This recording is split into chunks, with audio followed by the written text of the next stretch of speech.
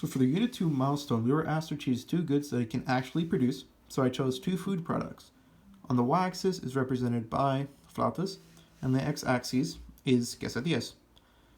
From there, we were supposed to estimate how much of each good you can produce within an hour, and use that to show how much I can produce within a 10-hour work span. So for specifics, we're going to refer to this table at the bottom. This first column represents how long it takes to produce one of each product.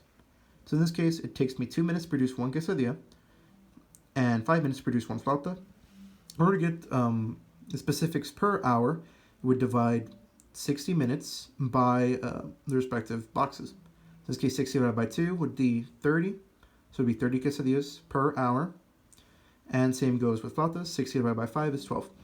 These two boxes would go to the respective axes as the intercepts. In order to get the quantity at the full 10 hours, we would simply multiply by 10.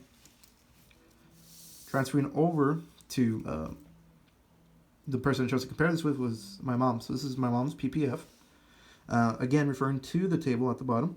Same process, simply referring to this column to see how long it takes to produce one of each product.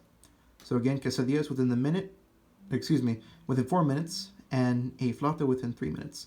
To get the quantity per hour would be divided by 60 by these boxes. So 60 divided by 4, 15, goes to the intercept on the x-axis. 60 divided by 30 would be 20 and goes to the y-axis. And once more, multiplying by 10 to get the quantity at 10 hours. These last two columns will be transferred towards a larger PPF.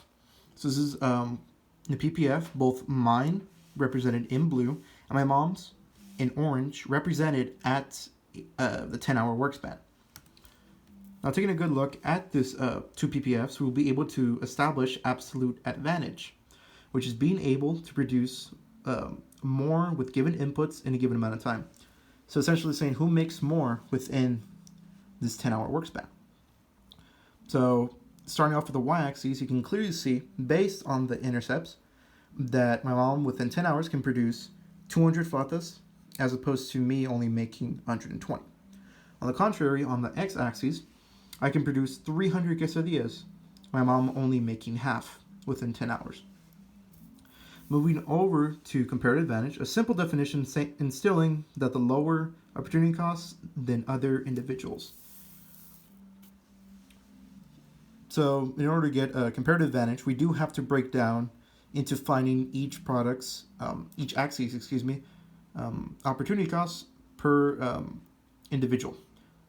which we have to refer to the PPF and their slopes, which is based around rise over run. So starting with my mom, we'll start with quesadillas. So we'll start off falling or running, but running downwards, instilling a negative 200 and running to the right to 150. So in fraction, that'd be negative 200 over 150, simplified into 4 over 3, and in decimal form is 1.25. To get the next axes, we'd simply do flip the sign and flip their position. In other words, the negative reciprocal. So it'd be 150 over 200, simplified into 3 over 4, and decimal form is 0.75. Now referring to me on the blue PPF, for quesadillas, we would fall down, run downwards, so instead of negative 120, and running to the right all the way to 300. So 120 over 300 simplified is 2 over 5. In decimal form is 0.4. Now for flautas, once more, negative reciprocal. Switch the sign, switch position. 300 over 120. Simplified 5 over 2. In decimal, 1.25. Again, referring to the simplified definition, comparative advantage, would be looking for the lower opportunity costs per each product. In this case, comparing quesadillas, my mom has 1.25. I have 0.4. Thus instilling that I have the comparative advantage at quesadillas. On the contrary, at flautas, hers is at 0.75, and mine is 1.25, giving her a comparative advantage at flautas. Lastly, this last column is based off of specialization and trade at the 10-hour mark, essentially saying, based on our absolute advantages, what can be best to sort of equal out how much we make. So starting off, before the trade, I got these numbers by essentially cutting the intercept in half in order to get the sort of balance into, if I were to separate, putting equal time to each product.